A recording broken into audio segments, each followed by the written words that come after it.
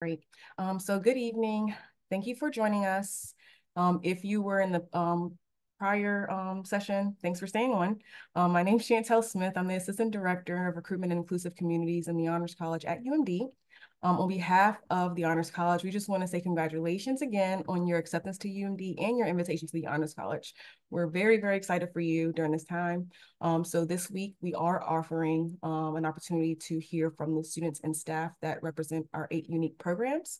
We're hoping that this information is helpful for you while you're determining which of the programs you're most interested in so that you can complete your program preferencing form, which is due very soon, February 19th. Don't forget that. So right now we're about to learn about our University Honors Program. While we encourage you to send in your questions through the Q&A feature, not the chat, the Q&A feature, we kindly ask that you just hold on until the end of the presentation since some of your questions may be addressed during that time. And then after that, we'll open up for Q&A and we'll be able to hear from our students and staff. So I'll go ahead and pass the mic over so you can hear more about University Honors. Thank you, Chantel, and welcome everyone. It's good to see those of you I can see and to see so many, even if your camera's not on, which is just fine. See so many of you here tonight. I want to give you a quick overview of what we're going to talk about here tonight. We'll do some introductions. We'll overview the program. We'll talk a little bit about academic life in University Honors. We'll say something about student life in University Honors, and we will race as fast as we can to Q&A because with the students we have with us this evening, I know that they will, much more than me and even some of my colleagues, be the ones you want to hear from most. So speaking of my colleagues, this is a snapshot of the UH staff team. My name is Stephen Blatty. I am the Director of University Honors. And I'm joined tonight by Migdalia Maldonado, who is our Associate Director for Student Engagement and Leadership, and Dario Middleton, who's our Assistant Director for Academic Life and our in-house advisor in UH. I'm introducing them because you're going to have an opportunity to hear from them directly in not too long and to put questions that you might have about student life or advising questions to them in just a few moments. This is a snapshot of our faculty in University Honors, who I'll be telling you a little bit more about, but I always like to throw this slide in because I think it gives you a sense of the size of University Honors and the array of individuals that you're going to have an opportunity to learn from. So let me say a little bit about the program as a whole, and then we'll dive into that academic kind of core mission of the program. So University Honors is Maryland's original honors program. We trace our roots back to the 1960s when honors programs in colleges were proliferating across public higher education. And while we have an older history perhaps than some of the other programs in the college, we also went through a really significant transformation as a program where we overhauled just about everything we do in University Honors, including our curriculum, which I'll be sharing with you here in not too long. And that relaunch happened in 2020. So we are in some ways the oldest, and in other ways, at least among the newest programs in the college. We are, as I say, the largest living learning program, not just in the Honors College, but also on the campus at the University of Maryland. We bring in about 480 students a year. Last year, we hit that number right on the head. You'll see that we are, I'm not going to go through all of these numbers, but we're pretty split evenly when it comes to gender. The main number that I want to draw your attention to is the number of majors. That number isn't quite the number of majors that the University of Maryland offers, but it's pretty close, which again gives you a sense of the size of the program and how representative our program is in terms of relative to the rest of the campus. We look like the University of Maryland in university honors. And then very briefly, I'll give you a snapshot of our mission and values. I won't read this, but this, if you look at some of those highlighted words, I think it gives you a sense of what our priorities are, what our values are, what kinds of commitments we hold central to really everything we do, not just in the academic work that we do, but also in the student engagement and student life component of our mission and our activities. So let's talk about academic life in UH. I think that everything that we do academically can be distilled into three ideas or three phrases, if you like. So the first phrase is breadth through multidisciplinarity. The second is depth through structure. And the third is flexibility through choice. And what I'm going to do is just try to talk a little bit about our curriculum through those three ideas. So by breadth and multidisciplinarity, I mean a few things. First of all, we offer courses taught by faculty from literally every academic college and school on the campus. There are 12 colleges and schools on the campus, from engineering to arts and humanities to public health to journalism. Um, in our curriculum, you will find courses offered by faculty from each and every one of those colleges and schools. As I say, our students are very representative of the Maryland student body as a whole. And while they might not be pursuing all majors on campus, it's pretty close. It's something like 80–90% of all majors on campus are at any given time represented in our student body, which I think is a really compelling aspect of life in our program, that you are able to find students who are taking the very same courses you are, pursuing the very same major you are, maybe shares similar ambitions for the future, and you're exposed to students who will be engaged in radically different academic and pre-professional pursuits. It's really a diverse student body academically. And then when I talk about multidisciplinarity, at least one of the things I mean is that we, across our curriculum, offer courses that satisfy many general education requirements that, as a student at the University of Maryland, you will need to satisfy in order to graduate. So one of, I think, the really compelling aspects of our curriculum is that students are able to complete courses in university honors, and simultaneously those courses are satisfying gen ed credit that you have to complete anyway. And so in that way, you're double dipping. You're getting all that UH offers while not losing any time toward completing your degree. In terms of depth, and structure, we organize our curriculum into really three phases. The first phase is a 1-credit course that all of our first-year students will take in your first semester. We call it Gateway Seminar for obvious reasons, and this gives you a glimpse at some of the issues and questions and topics that arise in that course. Really, the course is about orienting to the university, familiarizing yourself with the university, getting to know all that the university has to offer, getting to know the program and how UH can help you achieve the goals and the ambitions, be they curricular or pre-professional or otherwise. There's all kinds of projects and undertakings that our students are engaged in.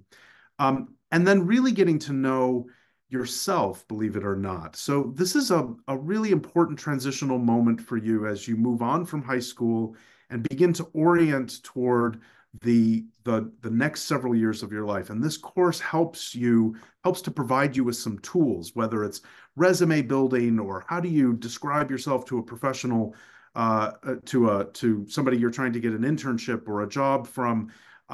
It's how do you think about your LinkedIn page and how does that represent you and all that you aspire to become. It's a very practically oriented course that orients in all of those different ways. In the meat of the curriculum, there are really two structures of courses.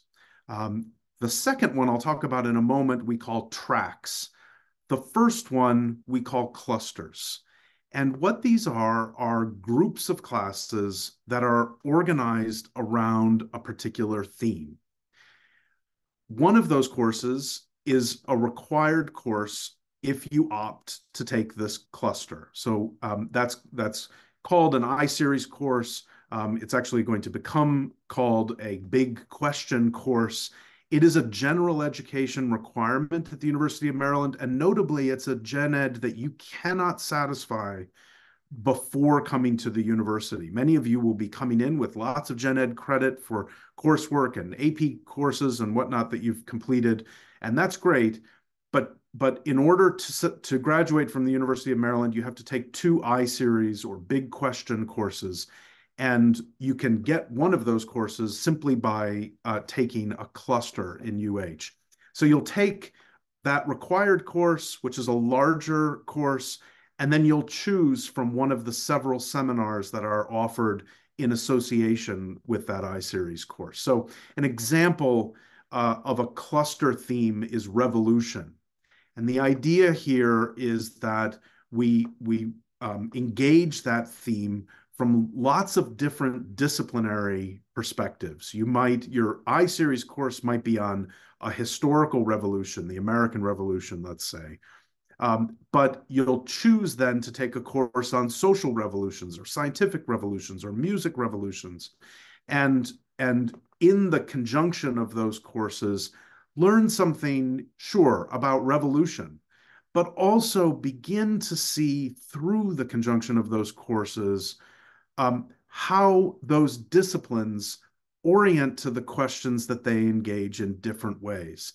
A historian looks at an issue very differently than a musician, than a scientist, than a social scientist.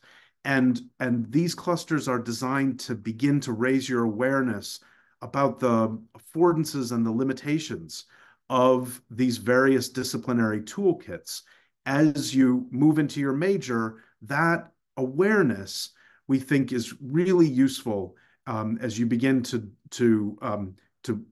really dive into your major and to engage questions, say, as an engineer or as a computer scientist, being aware that those same questions might be looked at very differently from a different perspective is, I think, a really valuable skill to acquire and to acquire early. I'll give you not only a window into the themes of clusters that will be returning in the coming year, but also a sneak peek into the themes that will be introduced this fall that you will be able to choose from. And those dates that you see there are a really important feature of our curriculum.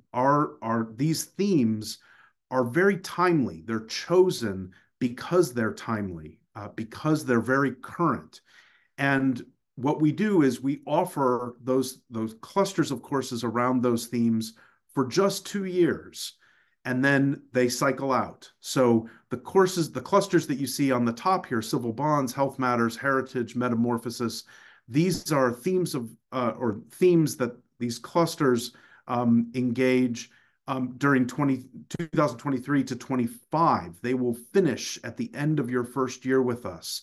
And beginning this fall, we'll be introducing 4 new clusters that you see here. They will run for the next couple of years. And that process of constantly churning new themes, new courses is one of the ways that we keep our curriculum fresh and current. The second group of courses or course structure, we call tracks. And these are pairs of courses. They're both smaller seminars. We call them theory and practice tracks because one of the seminars is theoretical in orientation, the other is practical. The idea is that you're looking at the same topic again from different perspectives. In this case, from a theoretical and a practical perspective. So an example I'll give is the idea of climate, and this is in fact a track that we offer now called Climate in Crisis. You might engage that question from an ethical, theoretical, philosophical perspective, or you might engage that question from a public policy perspective. These course structures, these tracks, are one of the ways that we capitalize on our proximity to Washington, D.C. So we make sure to bring in not only faculty from the academic colleges and schools on the campus, but also experts who work often in government or in positions that are associated with the government. So in this case, here's DJ Rosenthal, who's the former director of counterterrorism, the National Security Council, worked in the White House during the Obama administration, is in fact a alum, and teaches in our national security track. They are often the practitioners in these theory and practice tracks. Oh, and I'll mention this is a new track that we introduced this year that is a little different, but the practical dimension here is that you in fact travel to, in this case, Oxford. So this is a track that's offered in the summers. Its targets our sophomores, our second year students, and we'll be sending our first cohort of students to study in Oxford this summer. The last component of our curriculum we call Vantage Point Seminar. I won't go into too much detail here, except to note that this is a course that takes place typically in your fourth or fifth semester. So in the second semester of your sophomore year, or maybe the first semester of your junior year. And the idea here is to look backwards for a moment at what you've done in the first 2 years at Maryland, what you've done in your first 2 years in UH. But really, the idea is to capitalize on those experiences and figure out directions and projects that are of interest to you looking forward. So there are all kinds of opportunities that are available to the University of Maryland students. And this is a course that helps you to figure out what of those opportunities might you want to take advantage? Do you want to study abroad? Do you want to move into departmental honors and write a thesis or engage in a research project? Do you want to pursue internships? What are your goals? And how can you relate the skills you've acquired in the first couple of years, the talents you bring to bear? How can you relate those to pursuing those goals and ambitions? This gives you an indication of some of those opportunities, and among the things that our students certainly pursue and have had great success in achieving are national and international scholarships. This is a recent recipient from UH of the Churchill Scholarship. Kevin is now studying in Cambridge in England, actually. One more thought about the curriculum, and this is much briefer, but it's a really central feature of our curriculum that that you have a great deal of flexibility. So this is one of the things that I think differentiates us from at least some of the other programs in the Honors College is that whereas in other programs, you need to proceed through a curriculum more or less in lockstep, taking one course after the next. In our program, the courses that you take are very much up to you. You will choose which clusters and tracks you'll take. You'll choose which courses in those clusters to take. You'll choose the order of these courses. They are not, none of them have prerequisites. Very few of them are sequential. You will choose when to take the courses. And all of that flexibility is, we know, really critical for particularly some majors. If you're a music major, if you're an engineer, the first year is pretty scripted and for you in those majors, and you need as much flexibility in everything else you do as possible. And this program is designed to embrace that flexibility, embrace those realities. You'll have an opportunity to consult with Dario, with Mr. Middleton, I should say, around the order of courses, when to take courses, how to fit them into your schedules. Okay, that was about as fast as I could do that. And we hope you'll ask questions because there's lots more to say about the curriculum. But let me shut up for a minute and hand things over to Ms. Maldonado, who will tell you a little bit about student life in UH. Nice. Thank you, Dr. Blotti. Are you still with us? You're hanging in there? We're going to talk about the student life portion, and we're not going to shy through the fact that we're in the Heritage community. Heritage community has the newest residence halls, and it's all about location. It has there we go, Pian Chen Hall, Johnson Whittle Hall, and the Intimacy Dining Hall. So you are literally steps away from not only UH programming and classes, especially our gateway class, but also the dining hall. We're just below it. That is one of the draws towards UH. Another, with the residence halls, we have singles and doubles, study lounges. It's nice. It's nice in there, and we don't shy away from that. Right across from us is La Plata Beach, where it's just an opportunity to do some extracurricular activities outside. Our RA staff is amazing, 40-to-1 student ratio, and we have great communication with them. We assist them with any of their programming that they're interested in having within the halls, and we also surely invite them to come to our activities that we have in the Commons. We are all about bringing a sense of community because we realize that we are a large program. Our Yohantimity Hall is in honor of the Piscataway Kanoi tribe. It is where we have a vast variety of food selection upstairs. But again, we're downstairs. We're just an elevator ride down or some steps away from the hall. It is not uncommon for students to grab something to eat and come downstairs to the Commons to be able to study, which I think is our next slide. Right. Our UH Commons has seminar rooms where we hold our gateway classes and some of our cluster courses as well. There's programming. Most of our student life programming, we do our best to utilize space and have it there. So if for any reason you have nothing to do and you need a space and the library's busy and booked, you can come to our space to study.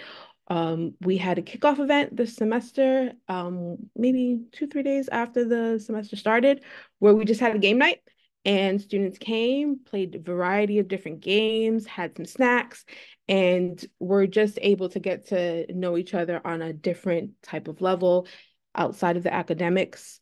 We have lounge spaces. We do have 2 huddle rooms where you can do group projects in our larger one, or you can just have some quiet space in our smaller one. That is the Intimacy Hall in our Commons area is where our staff is. So if you needed to speak to Mr. Middleton or myself, or you needed to grab some time with a faculty member, sometimes the faculty will hold office hours within our common space. We are a large program, as Dr. Blotti pointed out, but we try our best to make it feel small through our house program. So we have 4 different houses, and they were named and created with the thought of navigational stars, because we will navigate you through your undergrad career. I'm not gonna lie, slightly corny, but it is a thing. And we take pride in making sure that you engage with us in a different type of way. You can gain house points by engaging in house challenges that we have. So last semester we did a ropes course, and the house with the most attendees received extra points. This semester we're doing a food drive, so the house that donates the most will receive points, and it's all in competition to our UH Honors and Awards event that happens at the end of each year, academic year. The house with the most points receives their name on the house cup that is pictured here. And even if you are not about the house points and you're not super competitive, we give you the opportunity to earn points as an individual. And we have a house store where you can get UH merch, which is pretty big when you are really just focused on doing some things that help you. House points are also revolve around resources and utilizing them. So going to office hours with your faculty member, that gives you some house points. Um, Partaking in an RA floor event gives you house points as well. So we try to make a big program into a smaller community through those different events. With student life, we have co-curricular engagement, leadership and networking, and community building. Our co-curricular engagement is mainly about faculty. So sometimes faculty will do super cool things in the community, and we encourage our students to take part in them. So we'll arrange for students to attend some of those things. An example is last year, one of our clusters were a part of AwesomeCon, and they had a whole session. We invited students to attend, paid for their attendance to the AwesomeCon conference for a day, not the whole weekend, but a day. And they were able to see their faculty talk about their clusters, but also engage in the conference itself. Leadership and networking, we have 2 student orgs, SLC, Student Life Council, and the UHSB Student Board. Those are leadership and networking opportunities. And the community building happens when we do the events like the game night for the semester. And if you choose UH, we have a kickoff at the beginning of each academic year. The living learning experience is a way to connect and create. We have our leadership medallion program, peer support networks, faculty-led initiatives, and social events and activities. So pictured here is an evening where we went to a Nets game. Yes. And that was an opportunity to just join together and go to a fun event that's not totally academic oriented. One semester we attended the UMD women's basketball game and were able to get pictures with the whole basketball team. So there are plenty of things to do within UH. Alrighty, look at us doing some time, getting through it. We are at the question and answer portion. So I'm going to ask our HAs, our UH representatives, to unmute themselves and show yourself, wave, and if you can introduce yourself the way we have you listed here on the slide, Tal, if I can ask you to go first with your name, your major, and what year you're in. Hi. Yeah, absolutely. I'm Tal Bressler. I use she, her pronouns. I'm a sophomore neuroscience major in UH. Um, any other introductions I need to hit? No, I think you're good. Next up. Amazing. Hi, I'm Darcia Gleason. I'm a psychology, criminal justice, and classics triple major, and I use she, her pronouns, and I'm a sophomore. Darcy, we got to update our slide. I only had Yes, you on a sorry site. about that. Guys, I'm Rachel. I'm a chemistry and math double major and a CS minor, and I'm also a sophomore. Likewise. Hi, everyone. I'm Sanika. I'm a junior neurobiology and physiology and business management double major, and I'm really excited to meet you all. Hi everyone, I'm IB Akabwe. I'm a criminology and criminal justice student, and I'm also a freshman. I'm excited to talk to all the students here. Can I just seize on the outdated slide that doesn't reflect accurately all of the majors that you all are in, and use that as an excuse to say something about the significance of taking courses that are outside of your wheelhouse, maybe outside of what you came or think you came to the University of Maryland to study. One of the things that we know about first year students is that they are very clear about what they're going to major in and what they're going to do with their lives, and that they often, if not typically, change their mind about both of those things. And I think that one of the great values of taking courses that are outside of areas that you may have even heard about is that you get exposed to all kinds of ideas and disciplines that you just wouldn't have had a chance to encounter in high school. And I think you see that in how quickly the data that we have on the students who are with us tonight, how quickly it gets outdated because they're picking up majors and minors and charting that course in real time. Okay, now I'll shut up and hand it back to Ms. Maldonado. Okay, so let me see if I can go ahead and answer some questions, ask you guys. Um, let's see. How is UH useful for CS major and for internships? Maybe not for CS major in particular, but for some of our upperclassmen, how do you feel that's been useful in any internships or even research opportunities that you've engaged in? Yeah, I actually I'm doing an internship this spring as a part of my UH citation through the Federal Fellows Program as my second theory and practice track. I'm really excited. It's contract management with the Department of Health and Human Services.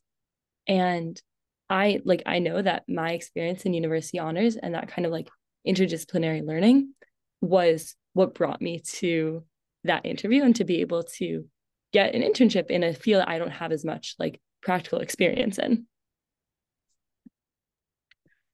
Also, Mhm. sorry, I just wanted to say I'm a CS minor, not a CS major. But my first experience with coding in a course here at UMD was through a a UH class, and I really liked it, and I decided to add my CS minor after that.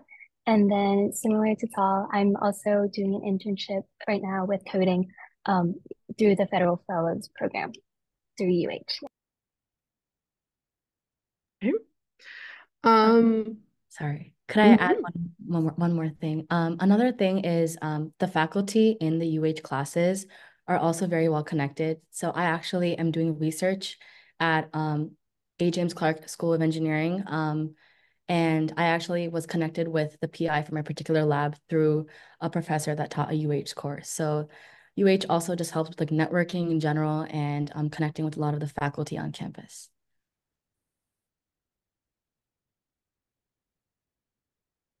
We're good with that question? Yes. Okay. I don't want to keep cutting y'all off. There was a question, do you know everyone on your floor or around your dorms, even though it's a much larger program? I think this might be good for you, Ivy. Yeah, so UH is a really large program, but I definitely am familiar with a lot of the people on my floor because, like being a freshman, everyone's really friendly. Like the first couple of weeks, and even till now, everyone's always like, oh, hi. Everyone's really friendly. So putting yourself out there helps a lot too. But it is a great community with a lot of great people, and everyone's like willing to get to know everyone around them. I think what I want to add, if no one else has something, is a lot of our UH floors, we do have UH students that end up being our A's on our floors, right? So that is another way that students could connect with other students, and they tend to take make use of our resources with the fact that we're right across the plaza. They tend to really use us when it comes to doing events in the buildings and on your floor. Does anybody else want to speak to that question? I can also say I actually didn't live in the UH dorms because of like particular religious restrictions during my freshman year, but I still found like the social events and the classes a really helpful way to make friends and make connections. Rachel and I were actually in our first classes together, and she like was one of the first friends I made in UH. Nice. Anybody else? Okay, I'm gonna move on to the next one. Why did you pick UH over other LLPs? I picked UH because of the freedom that I would have in picking classes, like going on the website and looking through all the classes that I could possibly take. I was really interested by a lot of them, and I liked that it had the ability to like make your own structure within it. You didn't have a specific path that you had to follow. So you really get to make this program your own and you could get the most out of it.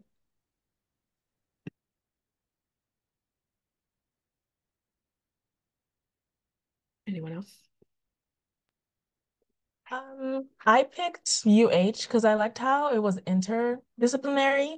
So, like coming out of high school, there were a lot of courses I was interested in, and UH gave me an opportunity to learn about things in ways that I wouldn't have before. So, I'm going on the website, seeing a lot of classes that like you wouldn't get it anywhere else. So that's why I picked UH. I also think very similarly. I I also forgot to mention I'm a women, gender, and sexuality studies minor. Um, but like the reason I ended up adding that minor was because of a feminist philosophy class I took within UH. That was not something I was going to take ever within my neuroscience major. And I think UH puts this very nice framework around taking classes that you might not otherwise feel like comfortable or inclined to take. And I think it's also nicer to get smaller gen eds.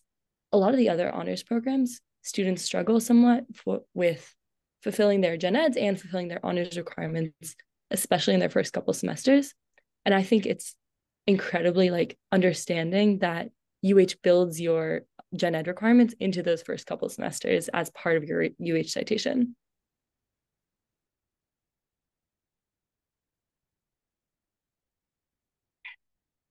I'll keep going. What are some of your favorite community building events or traditions within UH? I'm one of the presidents of Student Life Council. So through that extracurricular, this is my second year being in the program. We get to plan so many fun events, and Ivy's in it too. And it's just so much fun. Like right now we're planning the UH formal, and it's just so cool getting to be on that side of like planning the events that then other UH students get to go to. The UH formal has definitely been one of my favorite events, and we just did a bingo night in the fall semester, and it got very heated in that room because people were very much into it. Anyone else?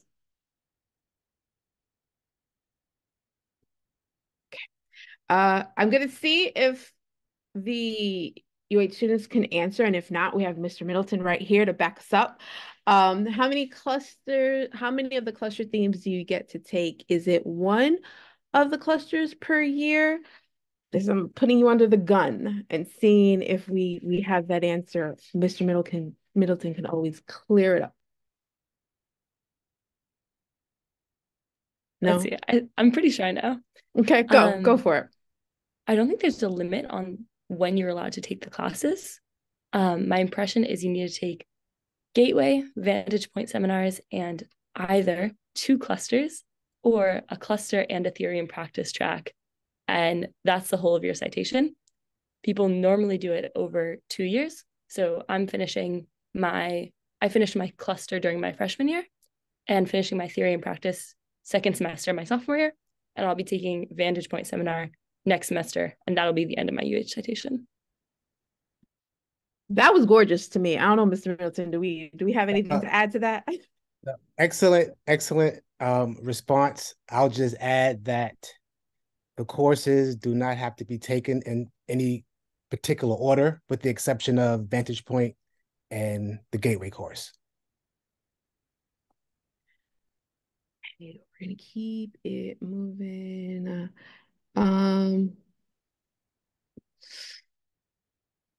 Is there any capstone project for UH? So I can chime in on this because I'm not sure how many of the students who are with us have actually taken Vantage Point yet, but Vantage Point does conclude with something like a proposal for a passion project of some sort or other. That's about how I would summarize it. And the idea here is to kind of capitalize on that place in your 4-year run where you're taking Vantage Point, having had a couple of years in UH and having a couple of years in all likelihood at Maryland still to go. This is an opportunity for you to kind of introspect and think hard about what really do you want to accomplish in the time remaining, and what kind of project or what kind of undertaking or what kind of pursuit would make the remainder of your time at Maryland particularly valuable or important to you. So we know students do all manner of things. We've got students who pursue research projects and develop a research-related proposal in that course. But there's students who do skateboarding and knitting and, community service initiatives and, sort of work for the social good. There's all kinds of stuff that comes out of that exercise, reflecting really the diversity of pursuits that students chase during their time as undergraduates. Okay, I want to see if some of the students can answer, and then Mr. Middleton can back them up if anything. Is it a humanities-based program, and would it be a good option for STEM majors? I can sort of speak on this. I'm like neurobiology and physiology, and I'm pre-med. So going into the program, my first thought, honestly, was to I picked the identity and intersectionality cluster that was offered in the previous 2 years. And that sort of gave me a different understanding. It was more humanities based, but as someone who's going into the healthcare profession, I found that it was very helpful because being mindful of like all of these things are very important as a future healthcare professional. And later for my second cluster, I decided to take a bioengineering focused one. So what I want to say is like UH offers a variety of different clusters. There's more that are like coding based, more that are like science based, and some that are humanities. So like if you are a STEM major and you want to take humanities courses, that option is available for you. But if you want to stay within your discipline of interest, you also have the option open. So it's not really restrictive in any sort of way. Anybody else want to add to that? I mean, I can also say I'm a STEM major, I'm a neuroscience major, and I loved getting to take the humanities classes. I think they were some of my favorite classes in my schedule, especially as you're working through your introductory biology and chemistry classes. it can feel like there's a lot ahead of you. And UH classes were often somewhere where I felt like I could be creative and have a different type of thinking than I was getting in many of my other STEM classes.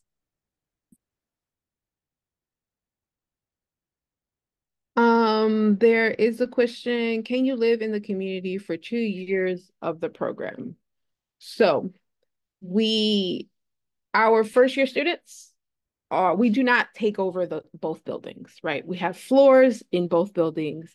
Our first year students, if they choose to live with us, they will be placed in Johnson Whittle or PN Our second year students, we just had a housing information session yesterday to let you know how you can choose your residence situation sophomore year, because Pyeongchang and Johnson Whittle is mainly for first year students.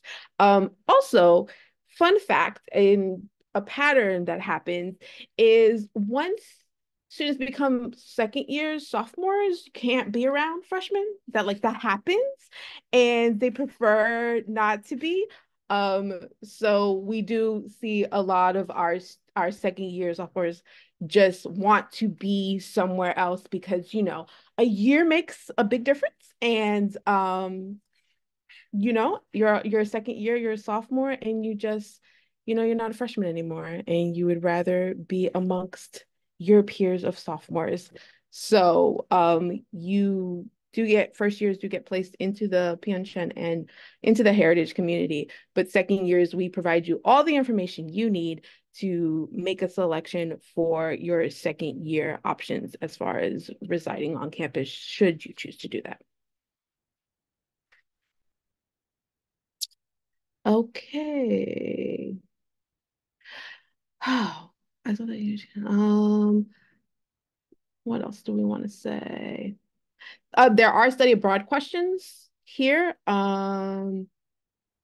Okay, what study abroad options are available through UH, and when do students typically study abroad? So you touched on that, Dr. Blotti. Do you want to elaborate a little bit more? Sure. So the track I mentioned, the Maryland Honors in Oxford track, is something that is particular to UH at this time. It's open only to UH students. And that's a really special case. But the University of Maryland has an extraordinary education abroad office that provides a whole array of study abroad opportunities, programs all over the world. So that can happen really anytime you want. The traditional time when students study abroad at the university is in their junior year. But we see students studying abroad at all times and adjusting their schedules to prioritize creating space for those opportunities. So there are really no restrictions, and I think that one of the advantages that UH offers is in the flexibility of the rest of its curriculum to allow for those kinds of pursuits. So if you decide that, say, the spring of your sophomore year, you're going to study in Kenya, that is not that's not going to prevent you from completing university honors and receiving your citation, because the curriculum doesn't unfold in a kind of lockstep sort of way. Please. Okay. What is life like in the dorms? Are the floors very quiet because it is an honors floor? How many floors of the dorms are honors? So UH is 3 floors in Pyeongchang and 3 floors in Johnson Whittle. I will let the students answer if the floors are quiet and what life is like in the dorm. So I lived in Pyeongchang Hall my freshman year, and I also worked as a community assistant at the front desk. So I kind of had an idea of like how the building operated and like in terms of like floors, how the dynamic was. And I definitely will say that the honors floor tended to be a little bit more like tamer and like more calm. And yeah, especially like in the later hours in the night, like there's no like ruckus going around in the main area. Like it's very like calm and peaceful. And usually like in the evenings, a lot of students will come out into the common rooms or the study rooms to study and just sort of like congregate together and hang out and stuff. But it's not really like anything too noisy. I honestly like found that it was a really good place for me to study personally. So the dynamic overall is really nice on the honors floors. Yeah, just to add a little, especially during like exam season, everyone is very like understanding of the fact that people have to study. I'm a freshman, so last semester was my first time having finals, and I did all my studying the study rooms in Pyeongchang. So it definitely is very accommodating for that.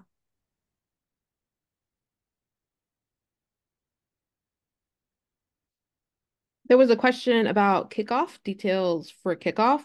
So once a student does their preference sheet and is accepted into the college and university honors, it's just a event that we do at the beginning of the semester to welcome our students. There is some getting to know you. You meet the staff. You meet our peer academic leaders, our pals, which guide you through your first semester of which is the Gateway Seminar. They accompany you through those classes, their resources, they're a really good support system. They're part of that support network that we were talking about with students. They do some icebreakers, and then you move on to the very packed day that is the Friday before classes start. So it's just a welcome event that we do for our students right before classes start in August.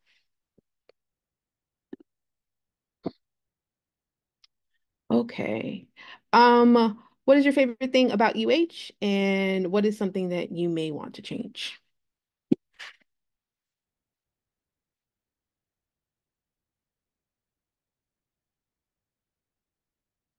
Let's start with the favorite thing. That's the easy one.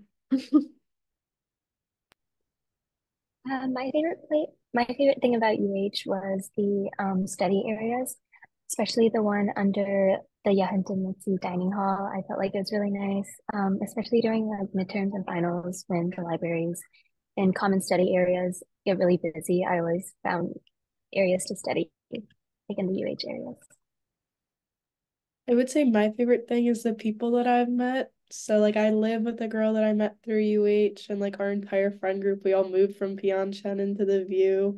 So I'm just like so grateful for UH for giving me this friend group of like amazing people that I wouldn't have met otherwise.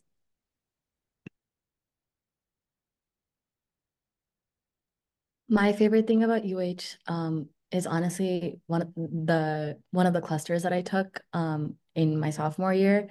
It's probably like as of now my all-time favorite class that I've ever taken at UMD. It was really, really nice, and I really got to connect with the professor really well, and I made a lot of friends in that class, and it's sort of like completely restructured my perception of like what I want to do in the future. So that course overall was really rewarding for me, and I'm really grateful for that.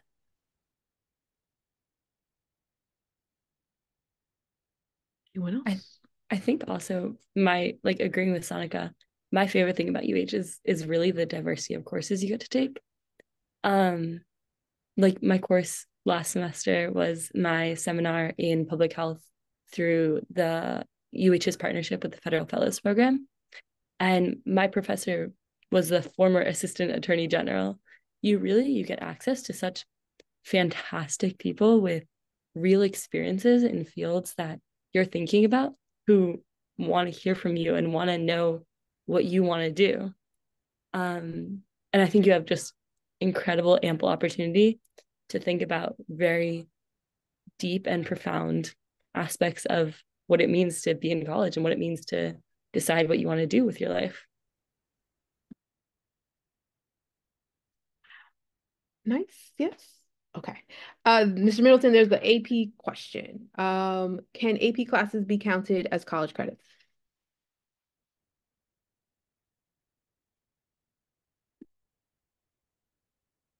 Oh, you're muted, Mr. Middleton. There we Yes, go. yes. AP courses can be counted towards um, university credits, but not for UH credits, of course. But yes, we can. The university does accept AP credit. There's a question that maybe you can clarify, Mr. Middleton. I saw that UH can help students be admitted to LEPs. Could you touch on how this happens? I'll say this, and I haven't seen that, but I will say for the LEPs, students are required to take the required gateway courses for each limited enrollment program. Maybe Dr. Blotti can weigh in on that question. I'm not heard how UH can assist with LEP acceptance. No, we don't have anything really to do with LEPs on the campus. I think that if you've got questions about LEPs and how they interface with honors, the place to start would be our admissions and recruitment team in the college.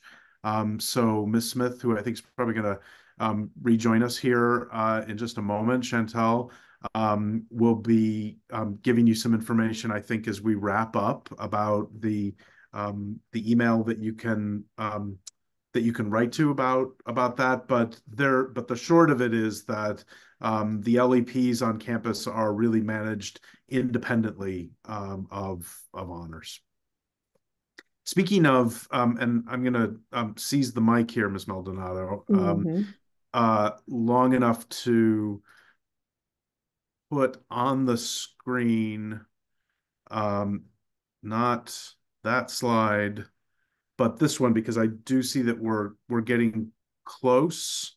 And there are a few dates I want to make sure to remind you of.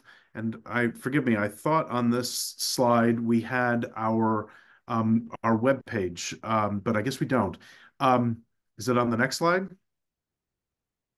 No, It's on the slide with the students. it's on the slide. Yeah. Here it is. Okay.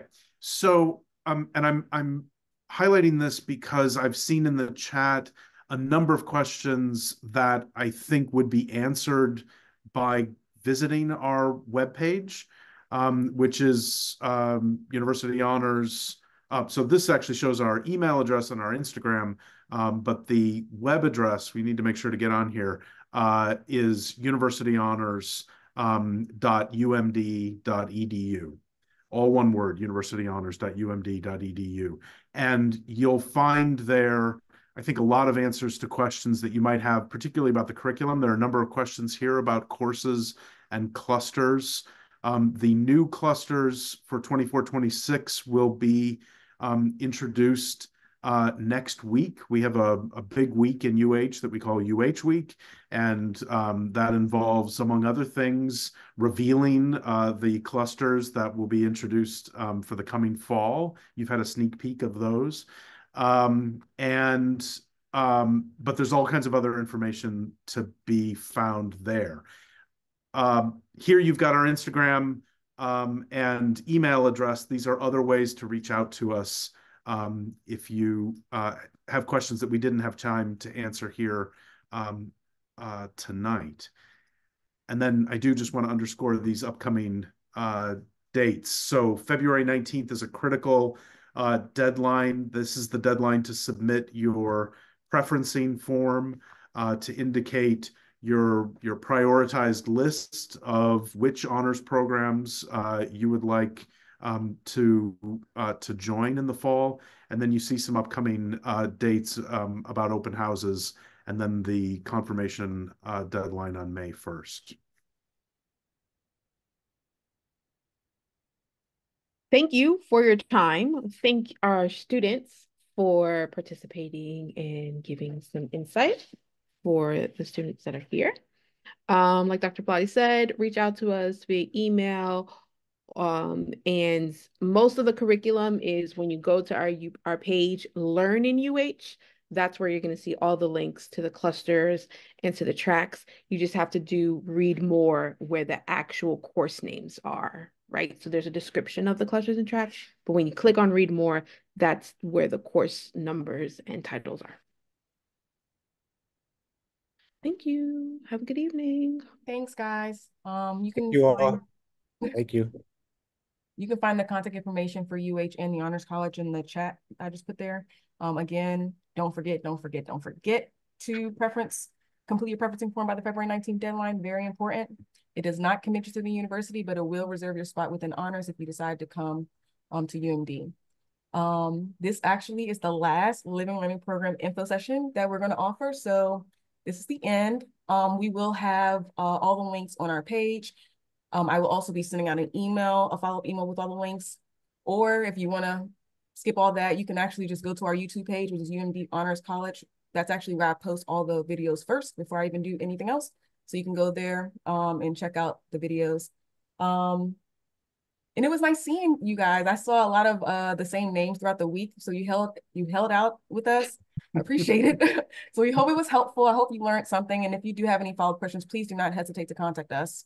We're here to help. Have a good night, everyone. Take care. Thanks, Good night. ambassadors. Thanks. Yes, thank you. Good night.